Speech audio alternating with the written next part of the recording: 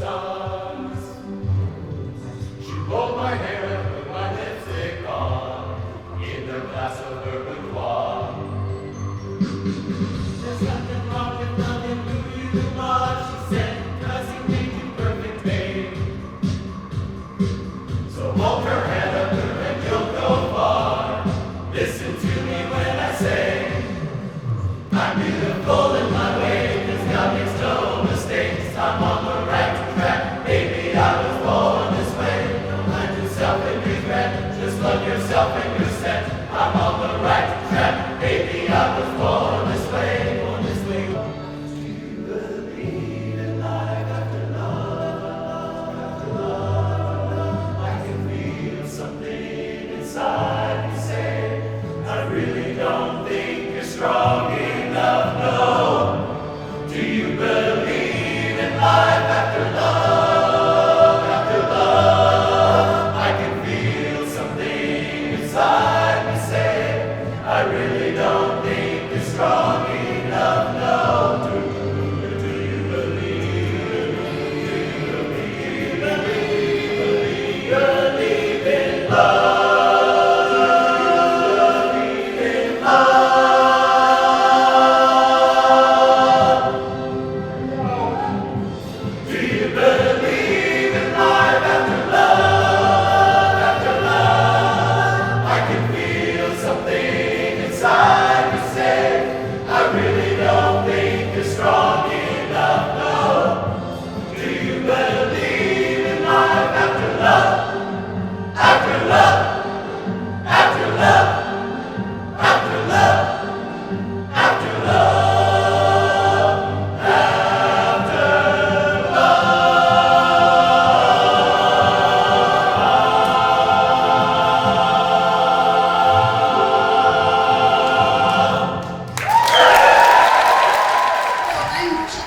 I'm the City Historian and I'm the manager at the Center for Sacramento History. And we had the pleasure of bringing in the Mangers collection. And where's Linda? So to get to know Linda and to learn all about her, all of her work and everybody's work that's associated with that. So just a round of applause for Linda real quick.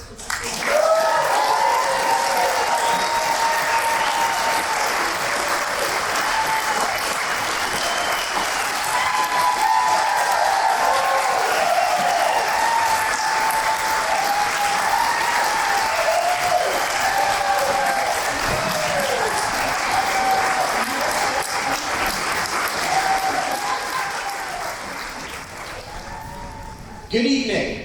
Good evening. What a wonderful celebration. I'm joined by my colleague, Councilmember Katie Valenzuela. And we're also joined by the first openly LGBTQ member of the City Council, Steve Hansen. Please give him a round of applause as well.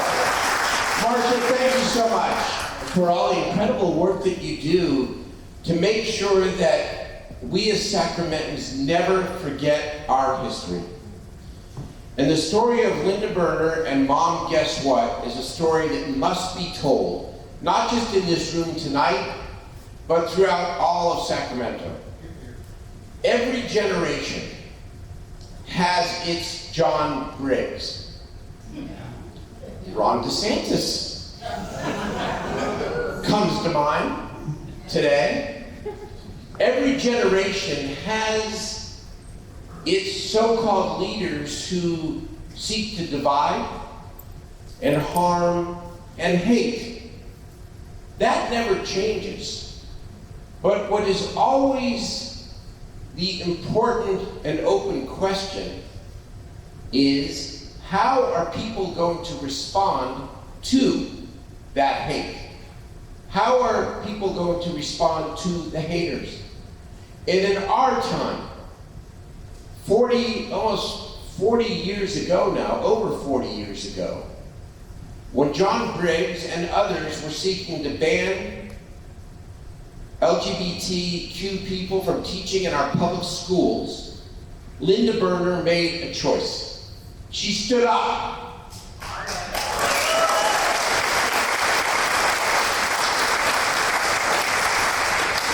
And she decided to publish a newspaper that changed the course of Sacramento.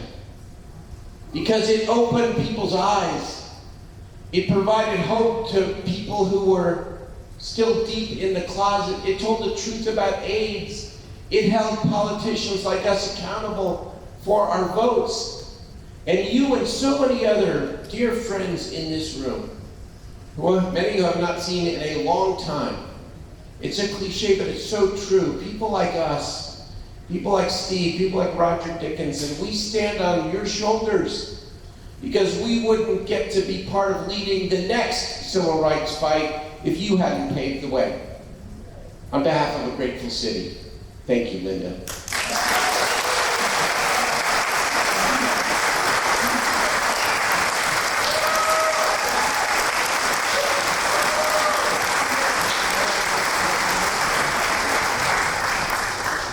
So I'd like to invite our panelists to come up on stage. Frank, Rosemary, Denny, Linda.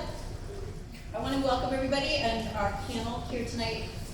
One of the things we all met and talked about what questions we were going to ask, so that I'm not going to surprise you with anything tonight. But one of the things that, and the mayor said it so eloquently, is that people stood up. We have had LGBT community in California since the gold rush, although nobody wanted to talk about it, but they were here. And they were closeted for many, many, many, many years. And it really wasn't until the 70s and the movements against the Briggs Initiative that people came out and had a voice. And Linda and Mom Guess What is a huge part of that because it took a tremendous amount of courage to do that. And so we wanted to have an opportunity tonight to have a panel here to talk about that lifelong impact. And also I think there's a generation that may not know what transpired that started here in 1978 with the beginning of the Mom Guess What and the role that it played in developing this community. So our speaker, one of our panelists is Linda Birner, you've all met. Linda is the impetus behind Mom Guess What. And she was an activist from the very beginning, a feminist, she told me, and at 24 years old, you took on this task and moved it forward with a tremendous amount of courage and grace. Dennis Mangers, who we seated right here, is right to my left. It has been a professional singer, and actually he's part of the Gay Men's Chorus, but didn't sing tonight. He was one of the founding members. He's a founding member of CAP and PAC, Sacramento's first LGBT political PAC, and a founding member of the Stonewall Democratic Club. He had the distinction of being the first LGBT community member to serve on the board of CARES, the Center for AIDS Treatment and Prevention, and was elected chair by the hospital and other stakeholders, representatives in his second year on the board. Frank Lawler at the far end. Yay! So Frank was teacher of the year in what year? 19-something, 84. 84. And how many other times after that, probably? Before some of you were born, actually. Yeah. So Frank was a teacher when the Briggs Initiative was taking hold, and he would and served as an openly gay teacher, also as a principal in the school. And when we initially talked, he described how Linda roped him in to being a part of Mom Guess What, and how she assigned him to do pretty much anything she wanted to. Yeah. Is that correct? Yes.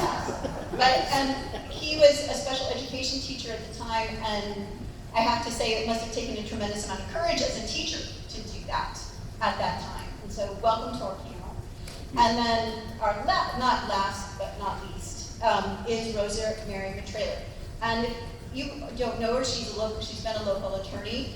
There's a wonderful film, and both Denny and Rosemary are in it, on the history of the LGBT community. They run it on KQED, not KQED, sorry, my San Francisco, on local public television.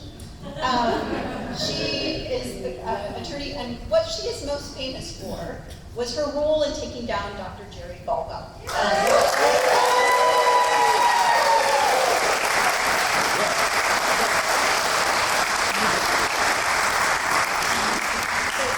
We are honored to have all four of you tonight. And as I was explaining to them when we met, I had just come back from the American Association of Museums conference, and our keynote speaker, who is a Native American, described himself. He said, "I'm not an activist, I'm a disruptor." Now, disruptor can mean many things, but disruptor in this case, I think, fits all four people on this panel because they stood up, had the courage to say, no, That's not acceptable, and I want something different. And so we're going to start with these 4 disruptors, who are very nice people, and we'll start our conversation this evening. So I'm going to start with the first question. So, I already, this long history of, I'm going to tell you a little side joke. Years ago when I did worked on the 150th anniversary for the gold rush, I sat in a room with 6 historians, some of the top historians in the country on California history.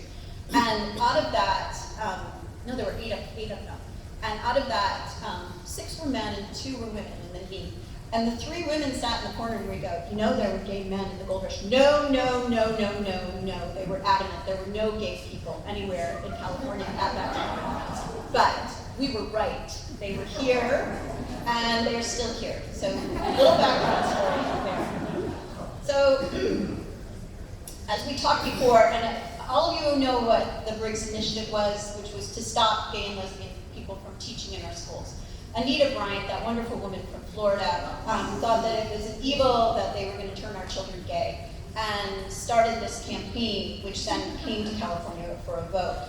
And I was wondering, what I was hoping we could start off with is for the panel to discuss how Mom Guess What was created at that time, and why, and what its impact was on the proposition, and how the newspaper helped to redefine the Sacramento LGBT community. So I'm gonna do that. And go. Oh. Okay. Whoever wants to go. I guess I'm first. I'm gonna go sit down. I think Frank and Linda are actually better prepared to talk about the reason for starting Mom Guess What and the impact it ended up having on the Briggs Initiative. But I can tell you at the time that coming into our work on behalf of the HIV/AIDS issue, the fact that we had no political infrastructure really here on behalf of the community, we had a deeply closeted population of LGBT folks here. There was something about Mom Guess What that energized the community. It was a source of information, really truthful, honest information about HIV/AIDS when the mainstream press was distorting it to no small degree. It chronicled all of our arts and cultural and sports activities that had been going on, but very quietly. Sobrosa, women's organizations that had been secretly meeting. Mom Guess What had a really pivotal role in the development of what is now one of the most robust LGBTQ communities anywhere to be found in the country. I'll leave it at that.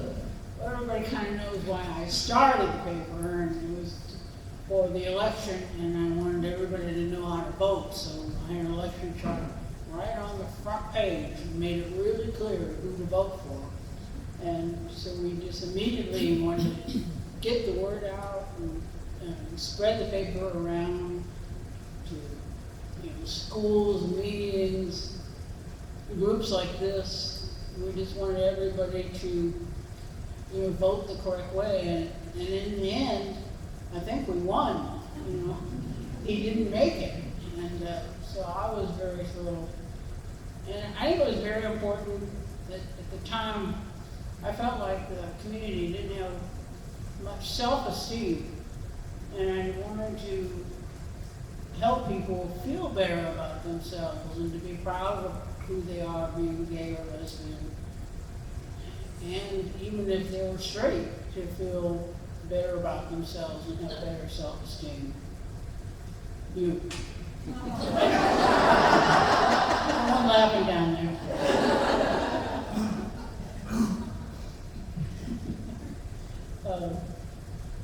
I also wanted the paper to educate straight people about us, and that we were, career-wise, no different than any of them, and it was all right for us to have children, and we were doing a good job having children, and it was important to all of us to be involved in the community.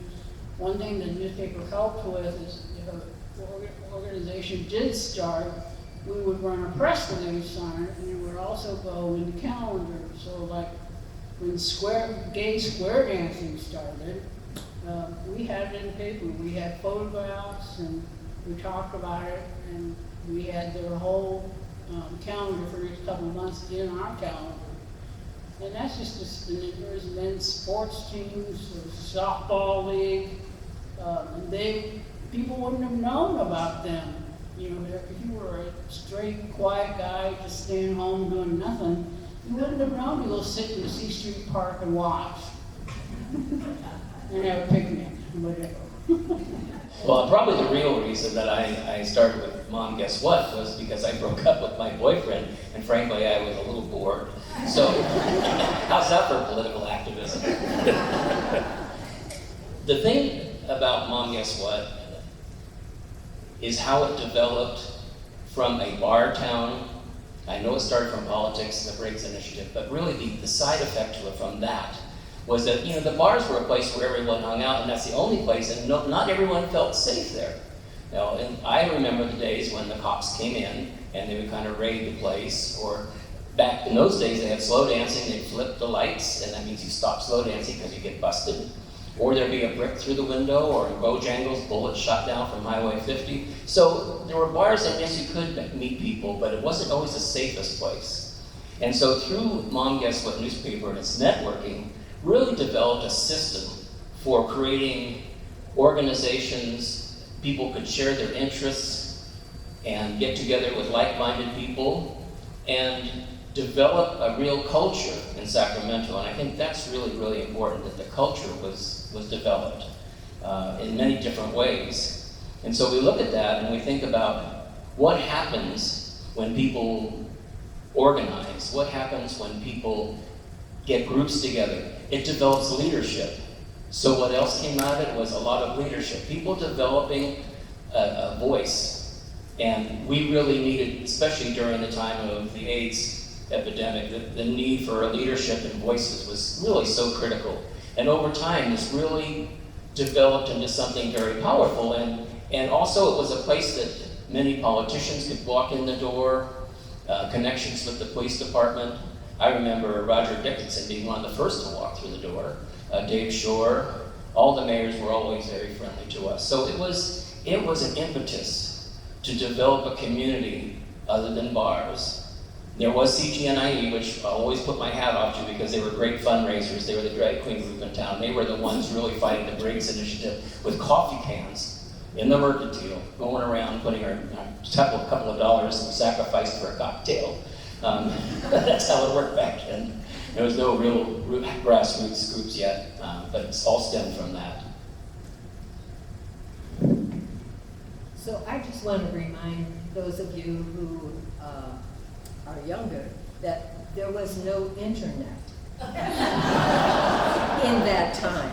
There was no email, there was no any of these things, Instagram, none of these things. And so we didn't really have a way to communicate or to find each other or to organize anything until Mom Guess What came along. And at that point in time, I'm just going to second what many of these folks have already said, not only did we start to build community and share information and find each other, and find other ways to network with each other besides going to bars. It was really important to have a community newspaper that kept us in touch with each other and with what was going on in the larger world as well as in the larger community. And quickly it became a vehicle that political powers that be in Sacramento had to recognize too.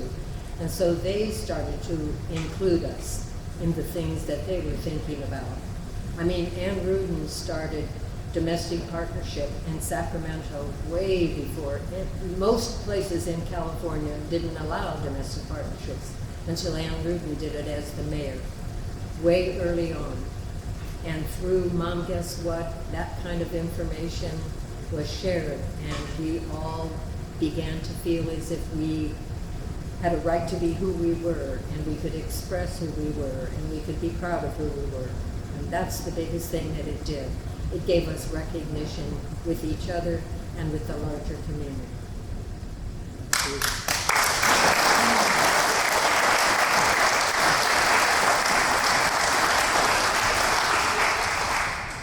So one of the next question is, During the newspaper's years of operation and expansion, can you describe both the support and the backlash that you experienced, that the newspaper received or your staff received?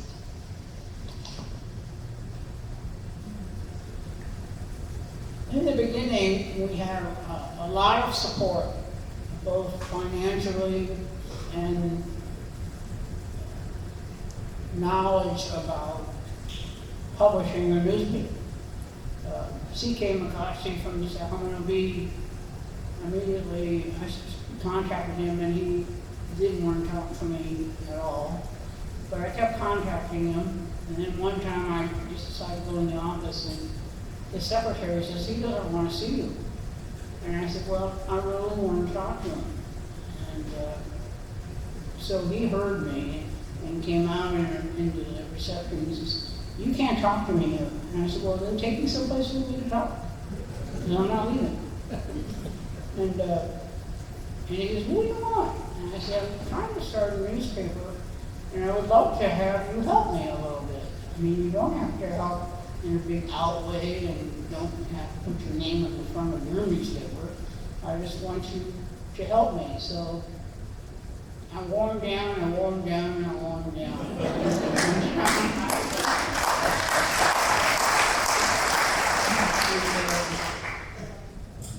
So on Wednesdays, he used to meet me at the Rosemont Grill.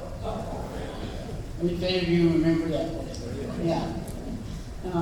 And he would bring green pens, and he would mark up the paper and show me where we should have moved the paragraph, or how we should have, laid this particular article out, or we should have put the photo in the article, not way off to the side, and just so much stuff that he taught me, which I shared with everybody that helped us at the paper. The newspaper graphics are not the same as graphics on a billboard. It's like Rosie was saying, it's informational, wanting to get the information out, to get people to participate in things that are bigger than themselves. A big part of the support too of Mom Guess What was the many volunteers, because it wasn't really a paying job.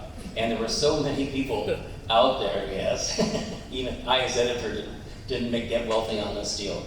But there were a lot of people that volunteered hundreds and hundreds of hours of their time writing articles about things happening in the community, or writing articles on topics that were hot topics, and contributing in so many different ways, hustling advertisements, working in the business part of the newspaper.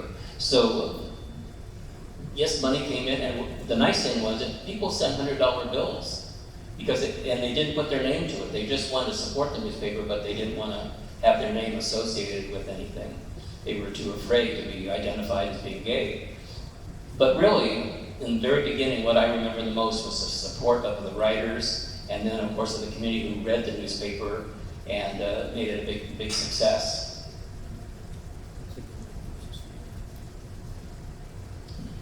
I'd like to underscore the issue of leadership that's involved here. I've spent a lot of years watching leaders, studying leadership in this community and beyond. And Linda Birner was an example of leadership that it's hard to describe. Imagine a woman who had no business experience, no journalism experience. She's pissed off over the Briggs Initiative and being marginalized for all these years. And she decides to do something about it. But who among us would have thought of starting a newspaper? What? I know I wouldn't. A lot of things I've done in my career, that would not have occurred to me. It did to her. When she realized, I'm not a journalist, I'm not a businesswoman, who do you turn to? In this case, to the publisher of the Sacramento Bee, C.K. McClatchy. A deeply closeted gay man, but probably one of the most powerful journalists in the country with the McClatchy family. So this was an example of leadership that was badly needed at the moment. It's interesting to see how people rise to the occasion, isn't it? When you have a situation like we had with Briggs. And there was one issue after another. And she waded into it with courage. There were bricks thrown through those windows. There were death threats at the time. There was bullying. It was a time when we did not have a good relationship with the police in this community, as Frank suggested. What did Linda do? She went to the chief of police and the sheriff and said, we're going to develop a relationship. Yeah, hello. And the next thing you know, there's an advisory committee from our community, all spun by Linda Birner and the newspaper. I looked forward to the moment when we would develop a political infrastructure, and we did with River City Democratic Club, Ron Gray, Larry Hoover, and Pillars, and we started developing a social and political infrastructure in this town, but it needed something to pull it all together and bring us around these events, and to expose to us our own potential for power. We weren't helpless, after all. And we saw weekly examples coming out of this paper of our emerging power and influence, and it all started here.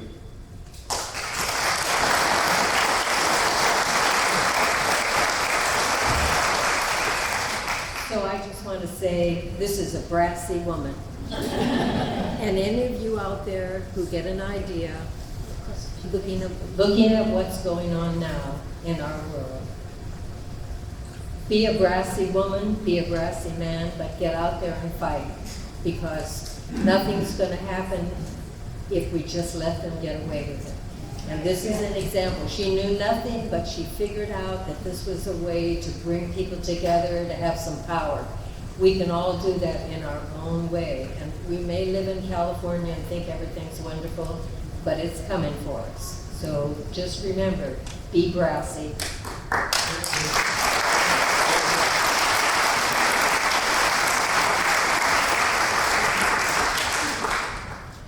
Okay, so 1978 was a really big year. In San Francisco, Harvey Milk, the first openly gay man elected to public office in the state, introduced the first gay rights ordinance.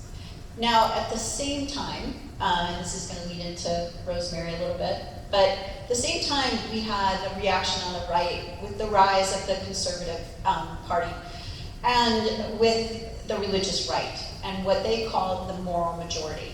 Jerry Falwell was a key leader in that, Pat Robertson, and other right-wing Christian groups.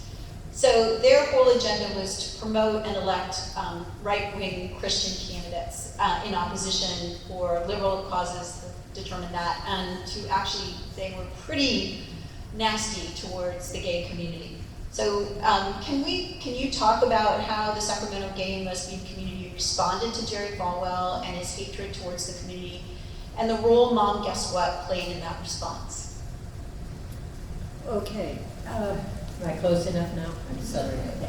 Well, I'll give just a little history. In 1984, the Democrat National Convention, for the first time, started to really deal with the issue of gay and lesbian political issues in their platform. At that time, Jerry Falwell, the Reverend Jerry Falwell, was on TV making millions of dollars selling trinkets and selling hate. And as we see today, one of the easiest groups for him to hate was the gay and lesbian group. And so he had a program called Old Time Gospel Hour on TV. And he made a lot of money and lived a very high lifestyle with that. And one of the things that he liked to do on his show was say horrible things about gay people. And shortly after that, Democratic Convention had a platform that tried to give some support to gay and lesbian issues. Jerry Falwell got on TV in his Old Time Gospel Hour and started quoting the Bible and said that there would be rejoicing in heaven when we would all be eliminated, basically. He said words from the Bible, but that was the point. And at that time in Sacramento was a guy named Jerry Sloan, who was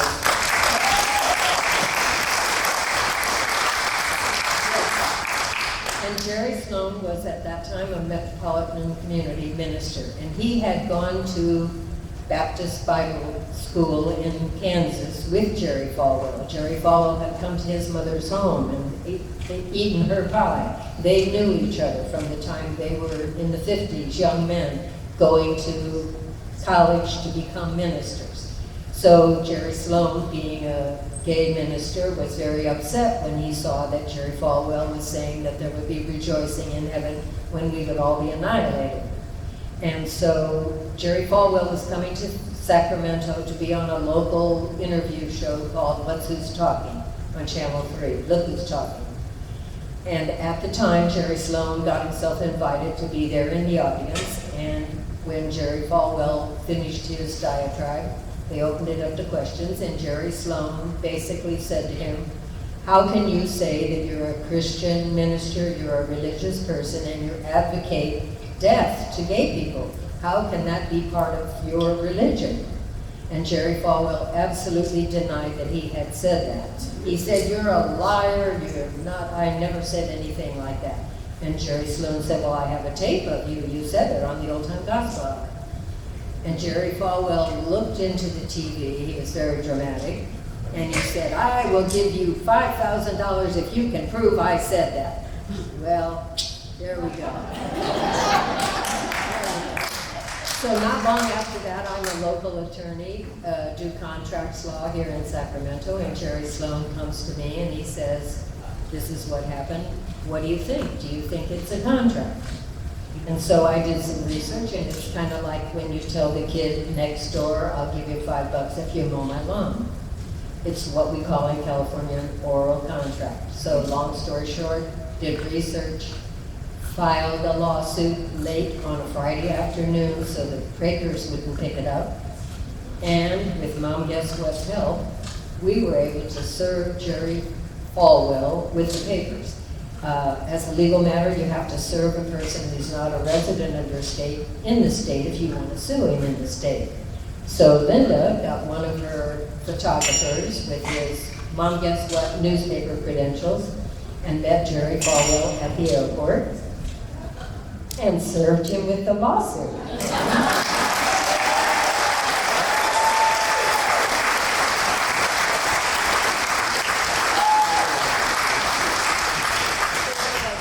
An important way for a newspaper to really be on the cutting edge of things. And, we went to court. It was a long time ago. We didn't have televisions or tape recorders or any of those things in TV. Carolyn and I and Tammy, we had to haul in a VCR and a television and all these things because we had to play the tape from the Old Time Gospel Hour to show the judge that he had said this. So, of course, we won. We won $5,000. Well, but Falwell was not happy about that. And so, it just so happened that the judge that I got that day was a brand new judge who happened to be Jewish. And so Falwell said that I had appealed to the prejudice of the Jewish judge in order to get this victory against him, and so he filed an appeal. And so we had to go fight that. And not only did I say that I thought he was going to have to pay us the $5,000, but I asked the court to give me what we call punitive damages, which means that you're trying to discourage somebody from filing a lawsuit, to taking any action against you by causing them to have to pay more and more money for their attorney. Something that we see all the time now, right? So, long story short, we won our appeal, almost $10,000 by that time, and Jerry Sloan gave most of that money to found the very first Sacramento Gay and Lesbian Center.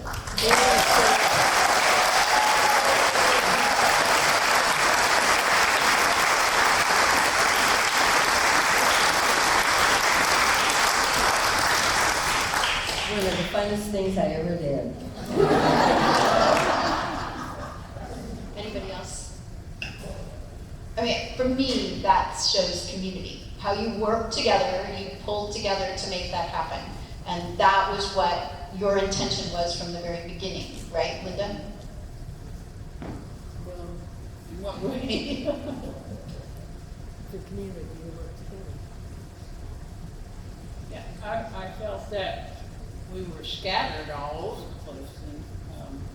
And, and we weren't working together and didn't know what the possibilities were of, well, let's say you meet Dennis, and you find out he's an assemblyman, and you're trying to get something passed or something worked on. You start a relationship with someone like Dennis, and Dennis might, also introduce you to other people, and pretty soon, it's a group, it's an organized group that are lobbying legislators about an issue. I mean, it was easy to start things once we started the paper, because it was a place that we could print the results and tell you where to go to talk about it some more. Yeah, I think the really important thing to remember is, and we were reminded earlier, is that there was no internet. So even though something like this may have been started with some grassroots money, it really took more money and more support and more organizing and more volunteers. And really the way to get through to people, get people involved, was the Mom Guess What newspaper. There was no other convenient way to get the word out. And this is what really sustained our community for fundraising, for organizing, for everything. Once something was established, it kept it living until, of course, the internet came along, and that helped really. It was quite a while after Mom Guess What started. One thing I forgot I wanted to say about Mom Guess What and the Jerry Falwell case. Not only did they take great delight in following the case in the paper, but when we won the case, we ended up getting the check from the Old Time Gospel Hour, which very soon after that folded, which I felt very good about. And one of the things, so when we got the check, we went down to Grady's coffee shop, and they made a huge check. I mean, it was like that big. And Jerry Sloan and I had our pictures taken. We were in Mom Guess What for that. And then Jerry put it in the bathroom of the Lambda Center, and it was called the Jerry's Falwell Memorial Bathroom.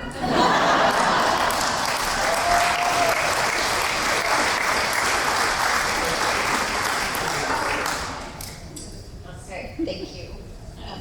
So the 1980s brought a new threat to the gay community with the AIDS epidemic. On a national level, only the Surgeon General, Charles Everett Koop, was the only federal official to acknowledge or address the crisis. And during the Reagan years, Reagan wouldn't say the word, I believe, at all. So here in Sacramento, how did the gay community respond to the crisis? And what role did Mom Guess What play in that response?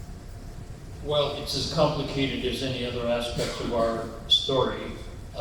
When we first met our first patient, it was around 1982, who had come from Las Vegas, was introduced to a number of us. We realized that something big was coming. We started getting organized, but as Rosemary said, without the internet, without other means of communicating, Mom Guess What was the means by which we did several things. One, she'd have a nurse who was a specialist in the area write a column. I'll get this wrong, but Frank will correct me.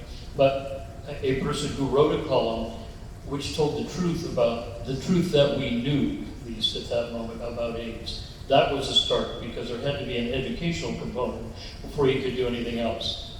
Then there had to be an advocacy component, of course, to advocate on behalf of these people that were being maligned or ignored totally. Mom Guess What stepped in to help with that as well. So while CARES, the Sacramento AIDS Foundation, and other organized efforts to fight AIDS, the way we mobilized people around those efforts were largely through Mom Guess What.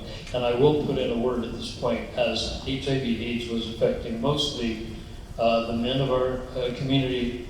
It was the women, many of whom had been together in Sacramento. It was the women who stepped forward to take care of many of our people with AIDS, for which we will always be grateful. And I think Linda Birner had a great deal to do with that as well.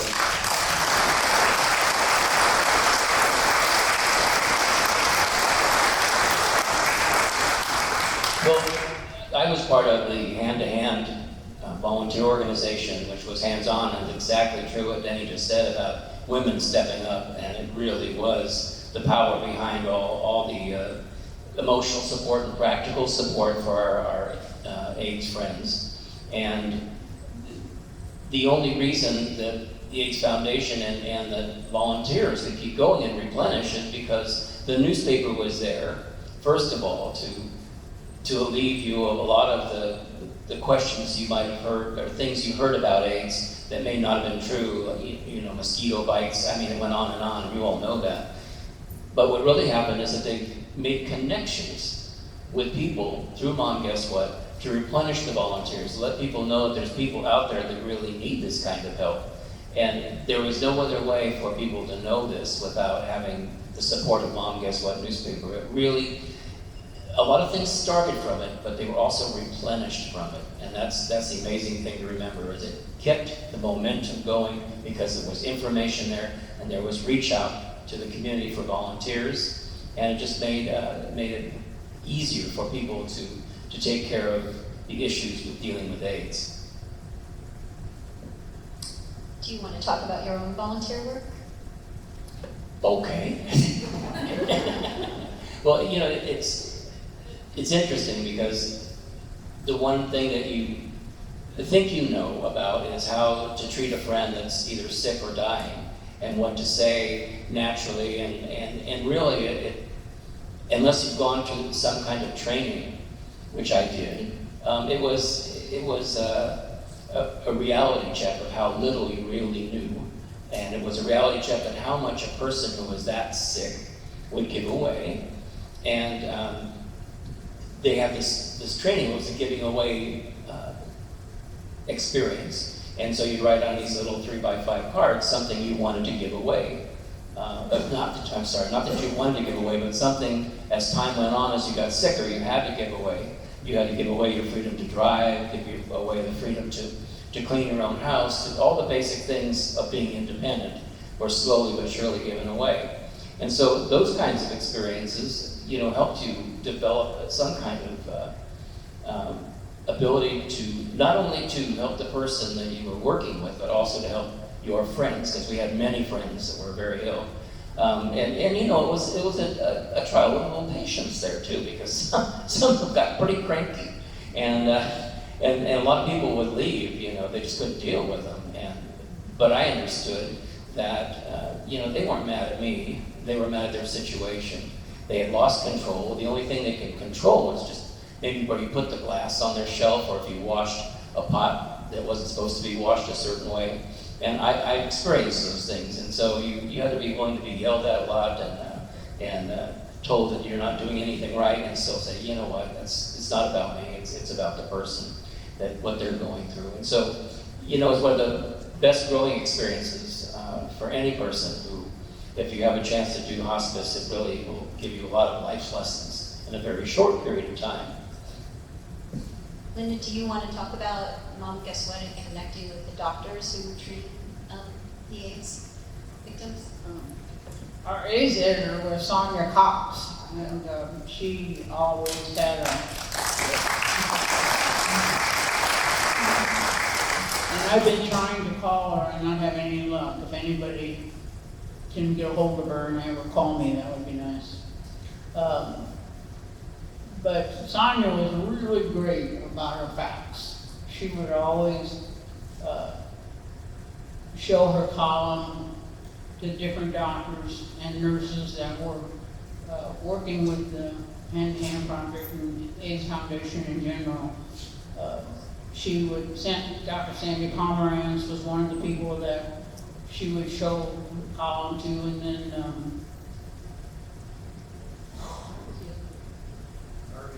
Harvey Thompson, and they soon died of AIDS also, and so we lost that knowledge.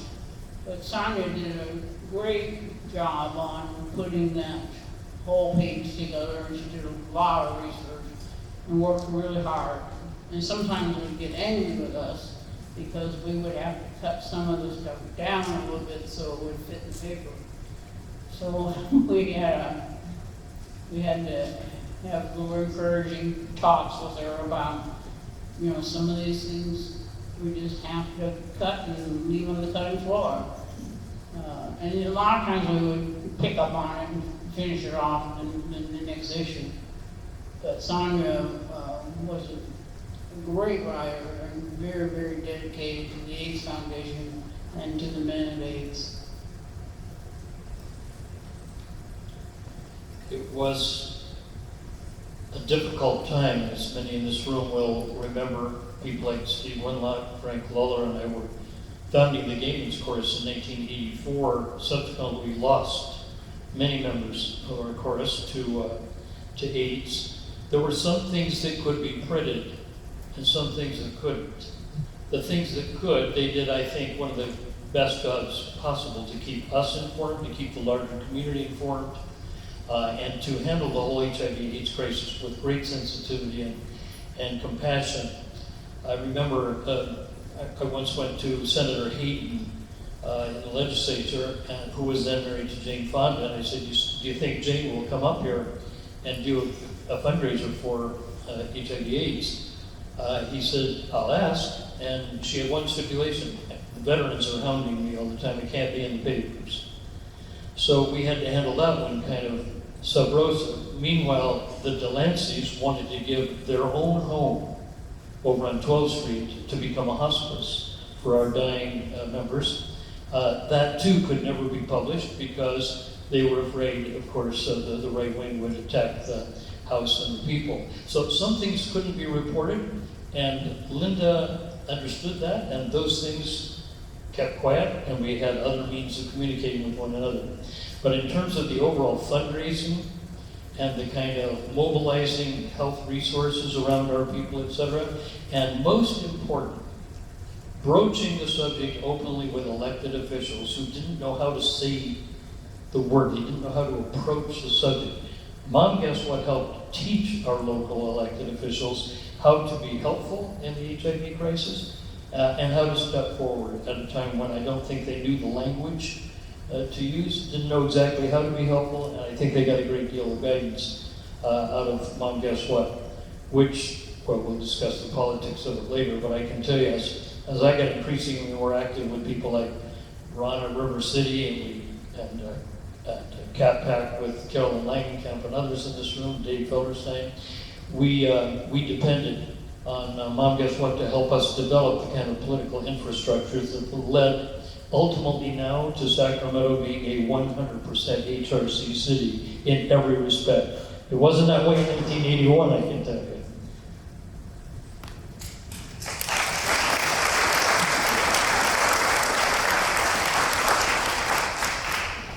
So we have one last question, and then we're going to open it up for questions from the audience. So one of the things, and all of you mentioned the internet. So today we have the internet. Newspapers don't have the role that they did before. And there is debate that in some ways the internet connects us, but also separates us, because it can silo us in our own home. So is there a role for a newspaper today that could play a part in our community the way Mom, Guess What did?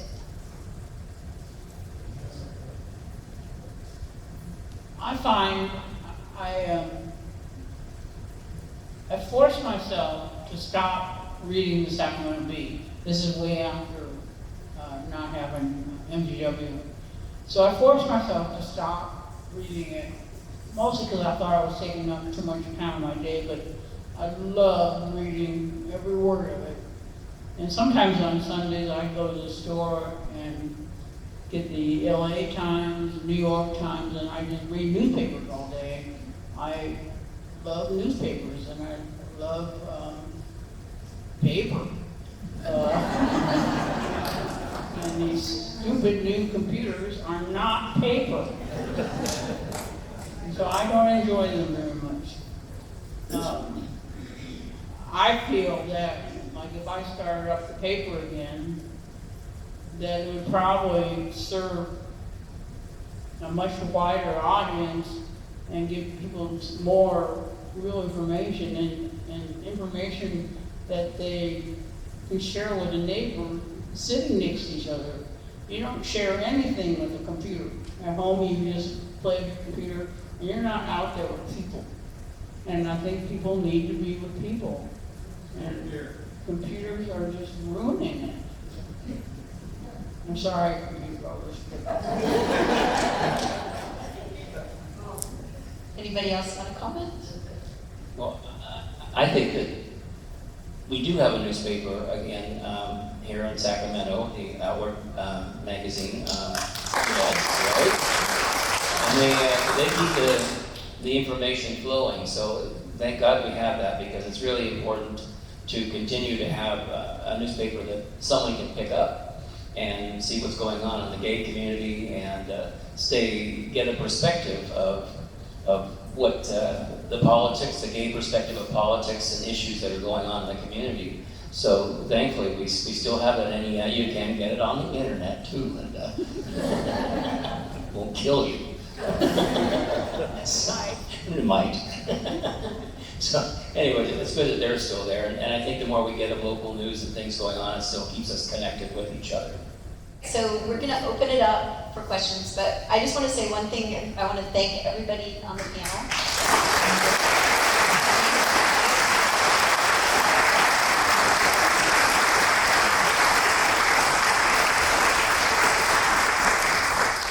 The other thing that I wanted to say, and I told them this when we met before, there's a line from Hamilton that I love, that they say, "Who lives, who dies, who tells your story?"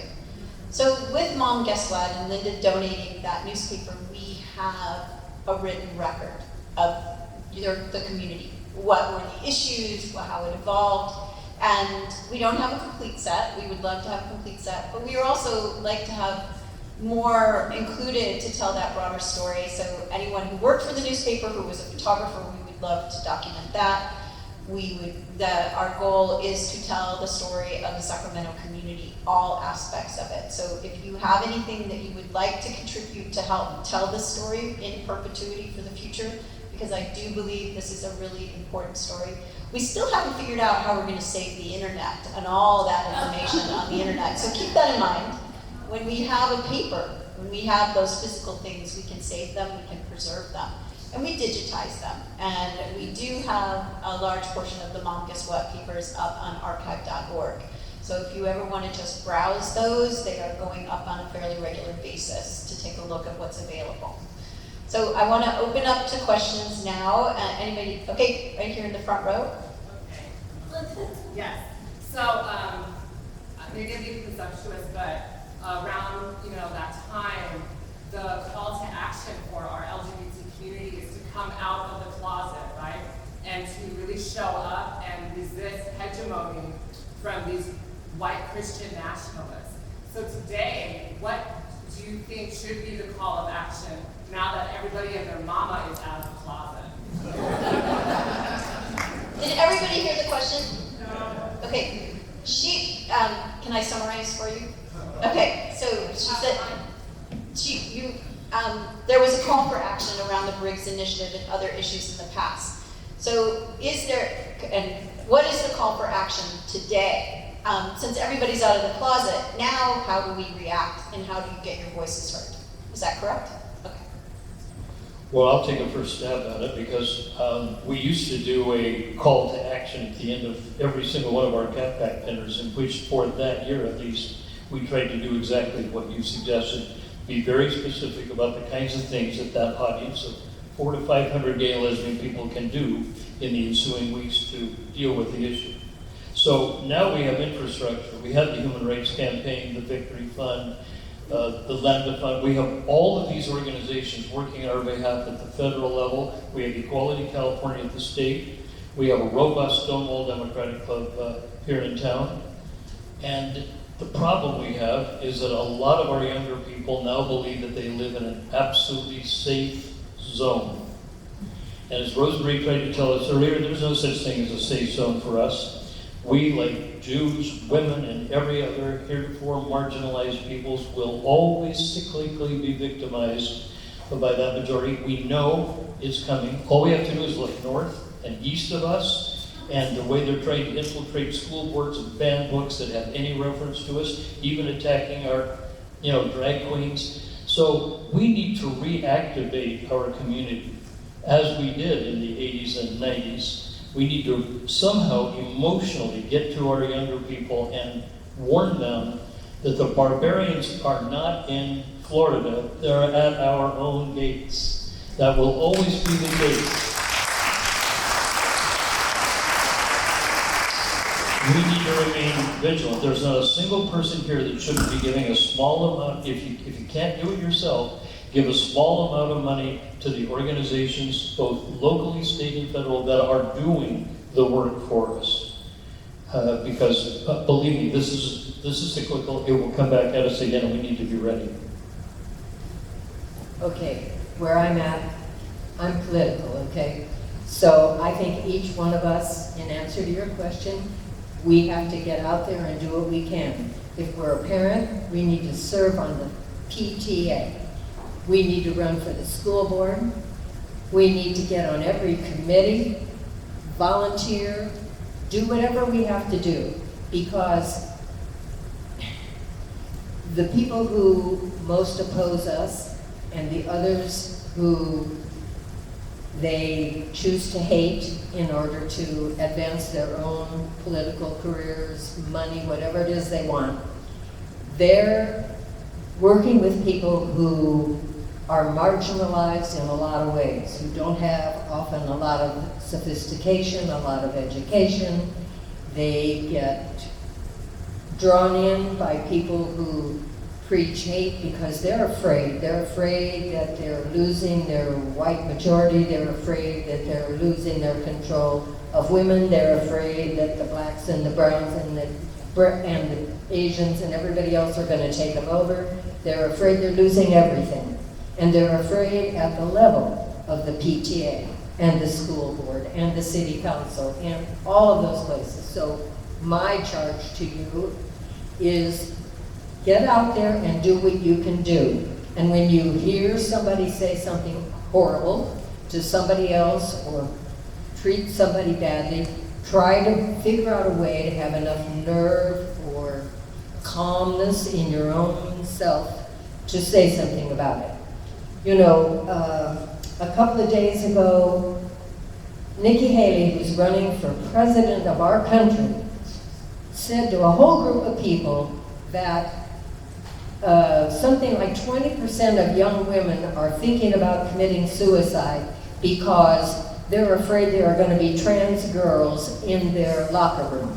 Now, come on. You know, just a few years ago, this same woman had the courage to stand up as governor of South Carolina and agree that monuments to Confederate heroes should be taken down. Look how far we've come in those few years. We all know who made it possible and acceptable to say horrible things to people. But somehow we have to have it, somehow we have to have the guts as individuals to stand up to it when we see it and not reduce ourselves to the level they are. You know, I often want to come out with anger. I try to do that privately. I try to figure out a way to be diplomatic when I'm running into somebody who's saying something awful or treating somebody awful. So I charge you all to try to figure out how to do that. I have a hard time with it myself. But I say go out there and don't let people get away with it.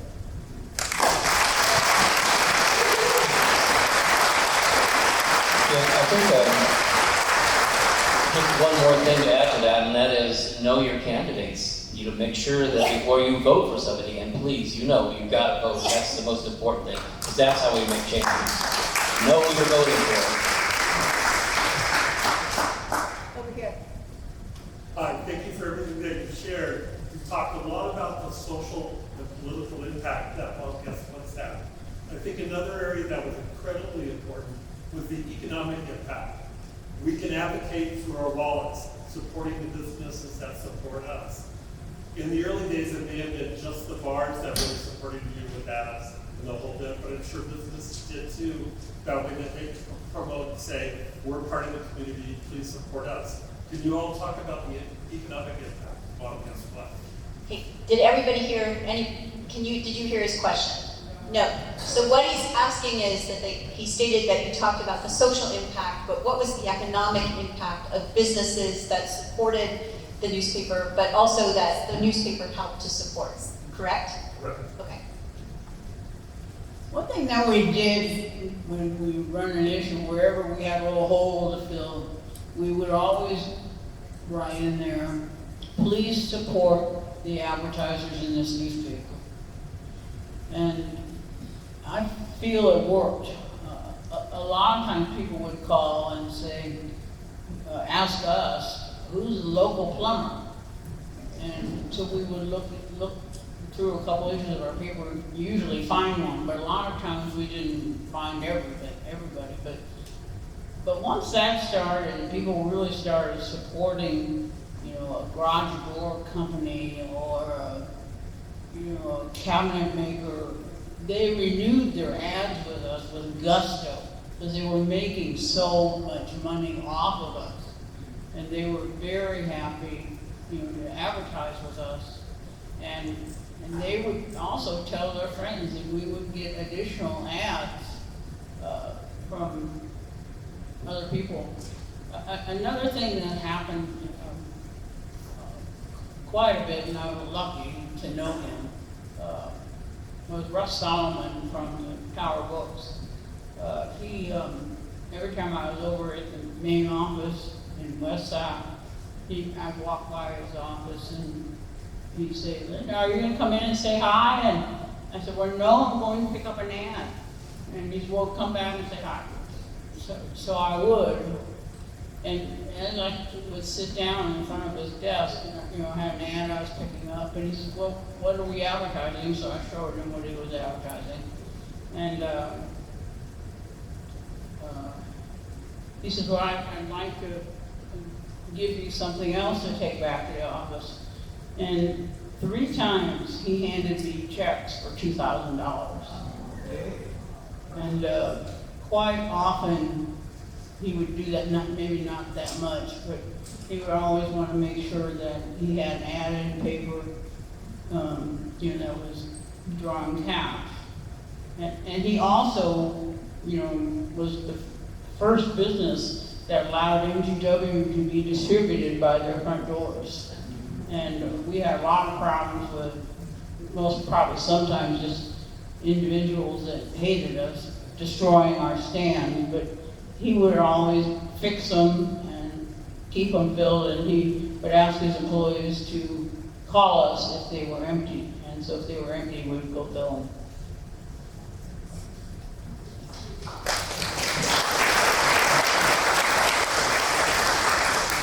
Paul raises a very important point, I think, and that is, of course, we need to vote. Of course, we need to be active on behalf of our rights and equal opportunity. But we also have to make our views known through the wallet. And it started here, I think. There weren't many gay-owned and operated businesses when we started everything here. Gradually, little by little, the entrepreneurial people came into the business world, advertised, but more importantly, because our community is viewed as having discretionary income, others showed a great deal of interest. And they wanted to get to us somehow. This is how you get to us. And that's why Outward now enjoys a great deal of advertising revenue as well. But more importantly, when Linda said people used to call the paper and say, can you recommend somebody? My husband and I are really, really intent on seeing to it that we spend our money on gay-owned and operated businesses first. That's one of the first things we think of. And when we find somebody who is not supporting us, like for instance, I'm not walking into a Target anytime soon until they get some balls, I just have to say, and stand up to these right-wing influences. And that's one of the ways I think this community, which is really bigger than it looks, nationwide, I think we need to work more with our wallets.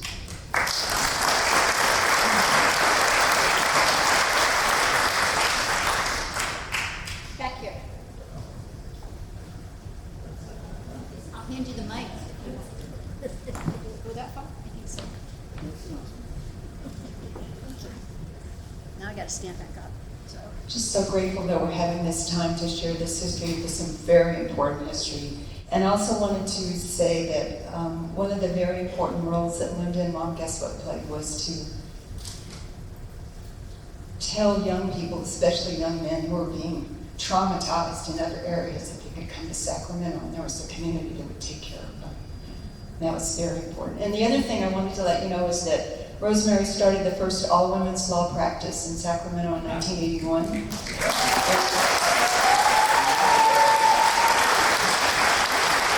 I was honored and privileged to be part of it, and she and Tanny Busho and I were keen to sue the bastards. And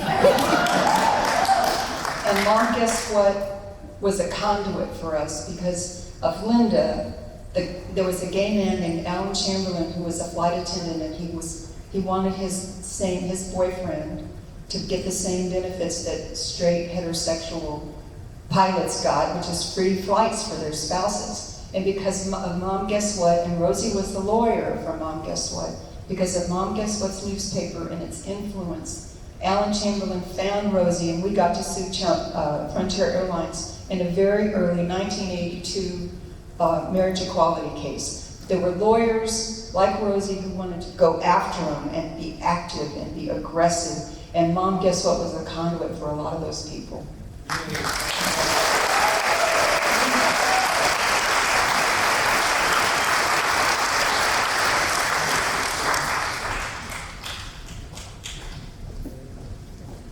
See? You know, I just want to say thank you. Thank you.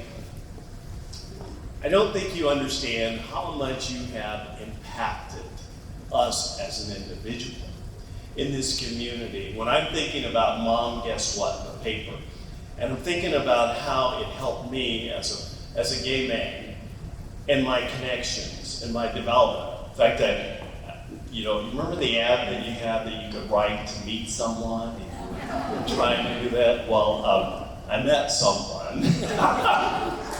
Dennis.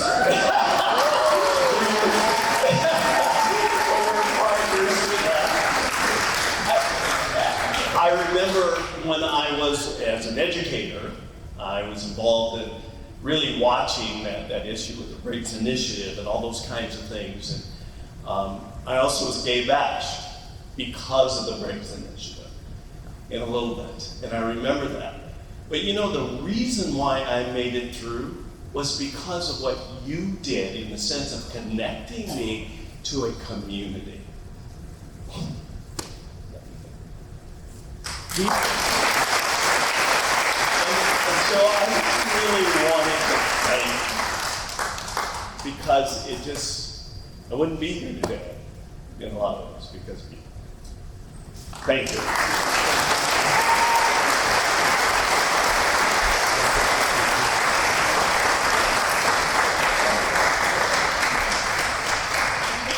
Another question? Anybody?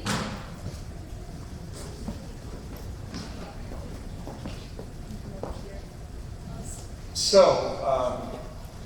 Stan Hadden and David Roberti and the development of AIDS policy.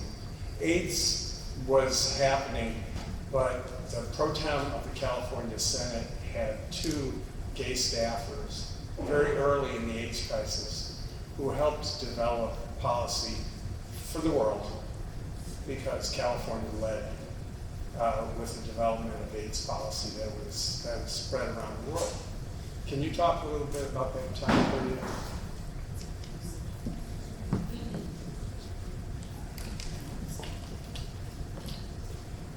That was one of those moments very early in our political history where we had a Senate pro tem, third most powerful leader in the state government from Los Angeles, with a large LGBT constituency. And he wanted to tend to that constituency, so he hired a very bright young gay man named Stan Hadden.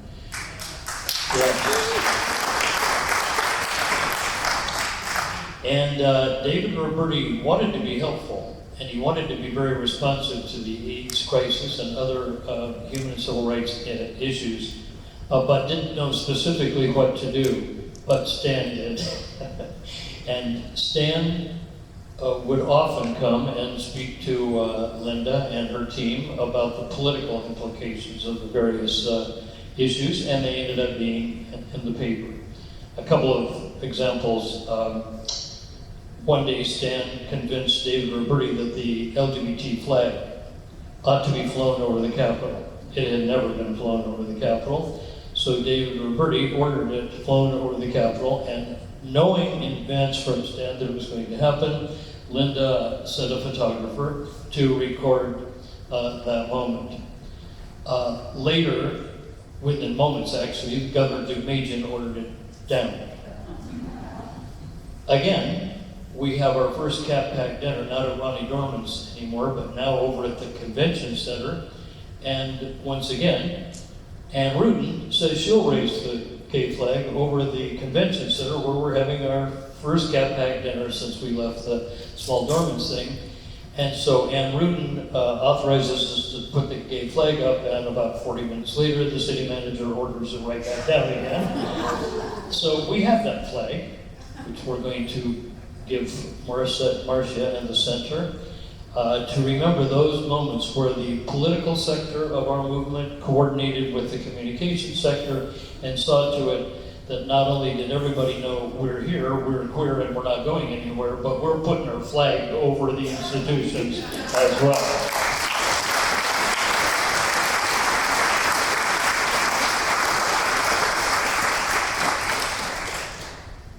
Speaking of flags and rainbow feather banners, rainbow posters, rainbow flamingos, rainbow schnauzers, rainbow teddy bears, anything metal that my sweetie could find, who's here, Christy Brazil.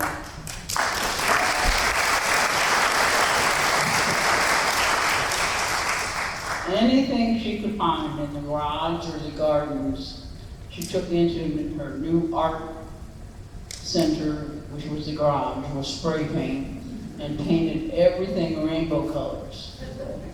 If you drive by our front yard, you will be amazed. It's solid rainbow stuff. Luckily, I live on a dead end, so I haven't been shot yet. I do want to add one more thing that just, when Linda said that, it occurred to me. There were some times when the paper led us in ways we didn't expect and maybe weren't ready for. And seeing my old friend Larry Hoover out here, it reminded me of the day when Linda decided on Father's Day to put Larry Hoover and me, both of whom are fathers and children and grandfathers now, on the front page. It's over here. I wasn't that out. But, yeah, there it is. But I was that day. Yeah, you want to hold that? There we are, Larry Hoover and me.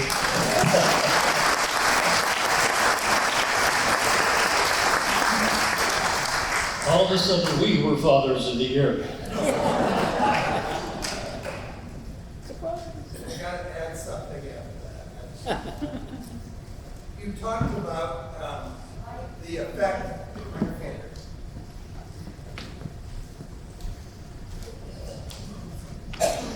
I ran into Linda in the 1980s. Mom, guess what was going very strong?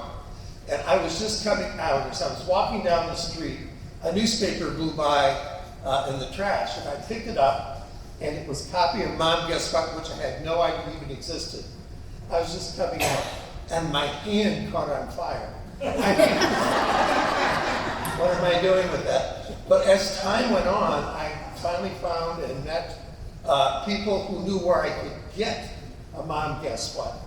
And so I would go and read it. And the interesting thing about it was that you found there were people who were responsible, people who were, you might even know, and you started to get a sense of community and a weird safety sense. There were a lot of us.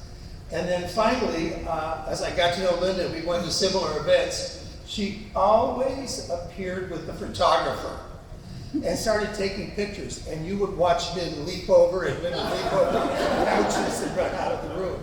But interestingly enough, more and more faces of more and more people would appear in a place that meant so much to all of us when we were coming out.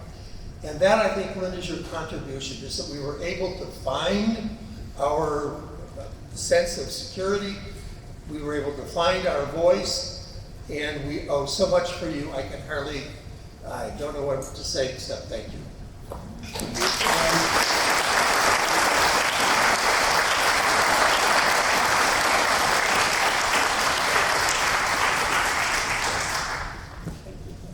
Hello, my name is Carrie, she, they, and I'm a volunteer at the Lavender Library Archives.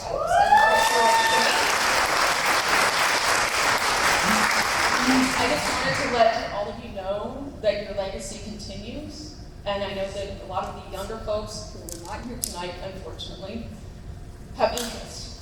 When I am going through and working in our archives and pulling out Mom Guess What's and Sacramento newsletters, Lambda letters projects and things, the younger people who have never seen a newspaper, probably,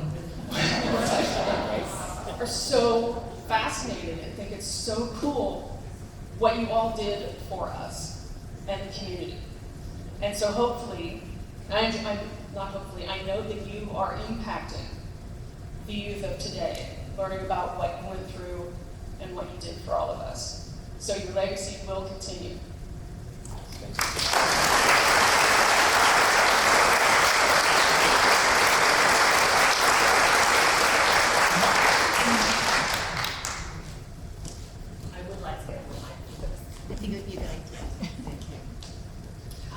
I'm sure all of you have wonderful stories to share about your experiences being here in Sacramento and being LGBTQIA, right? So I just want to invite y'all, if you are interested, the Lavender Library is doing an oral history project, which is so critical at this time for us to tell our stories. And the story is how you want it to be told. It's going to be recorded and put into our archives.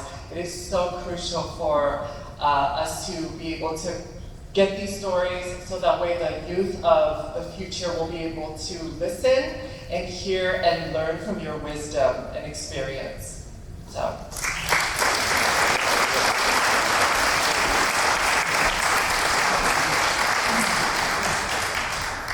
Anybody else? Just come hit us up in this corner. We're the Lavender Library. I was just wondering, what advice do you have for people who want to go into advocacy as a career or lifetime passion project, but need to find a way to still pay the bills while doing advocacy work? That's a tough one. Me?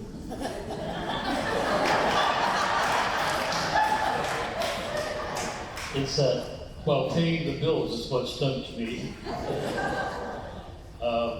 Having been a legislator and then a lobbyist for 28 years, I got paid for advocacy, but one of my jobs, nights and weekends, was to find ways to empower, motivate, and inspire other people to join us in our advocacy on behalf of our community. And there are a variety of ways.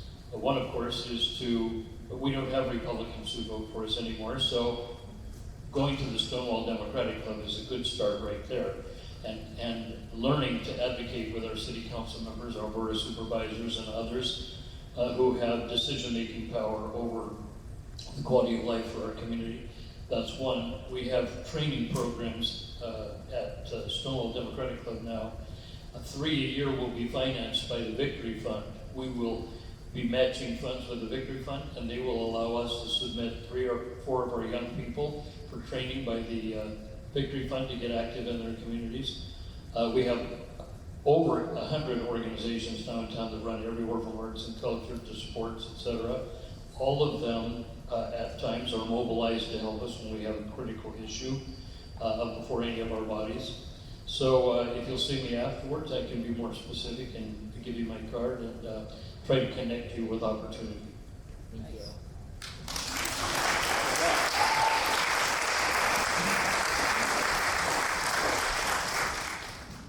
Thank you. My name is... What are you going to say? Trouble. Linda knew me as Kate Lang. I used to teach at American River College as an independent contractor. And our mothers knew each other and took a class from me there. Linda and I tried to figure out how did we meet. We figured it was our mothers. Well, I was involved in a different field, suffering a lot of prejudice in a different way, which is the prejudice that people have about consciousness, parapsychology, psychical research. And so I tried to get a column going in the Sacramento Bee, and that wasn't possible, and other newspapers. And Linda said to me one day, "Hey Kate, why don't you write a column for my newspaper?" And I'm straight. And so she said, "We'll do it this way. You can write your column on psychic stuff, and we'll put the psychic reporter by Kate Lang, and then you can have your husband write a column on drag racing and all that kind of guy stuff, and we'll say Richard Lang, husband of Kate Lang, and then everybody will know you're straight, no problem." My husband didn't like that idea. But what I so deeply appreciate is she gave me a forum to fight a long fight, like a 20-year fight by the time I left there, to express the support in my field for a very conflicted subject. But in my lifetime, I'm now 80, it's remarkable to see the research done on brain and consciousness and all that. So I just love you so much, and I'm so grateful for what you've done for human beings, for quality of life.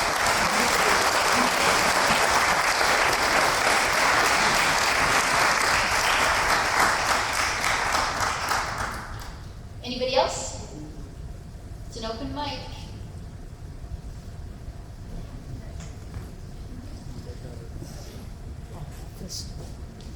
I want to thank you because when you were talking about community and meeting people, so you opened it up where we wouldn't have to go to bars to find a group or a dance or find Sacquin, because Sacquin's where I met my wife 29 years ago at a Sacquin dance. Or no, it was a film festival, first lesbian film festival. So now they have the internet, and they can meet anybody, like you're talking about the internet, but we didn't have a way to find our community and find the square dancers and find the tea dances and find the film festivals, and the magazine was what brought us all together and gave us our community.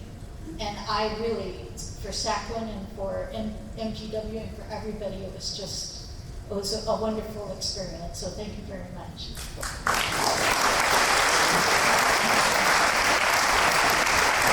So we're going to close now. I want to once again thank the panel. All of you show how this history is local and how every individual can make an impact, and each one of you have. And so thank you for all that you've done, all that you continue to do, and thank you for being here tonight. Thank you.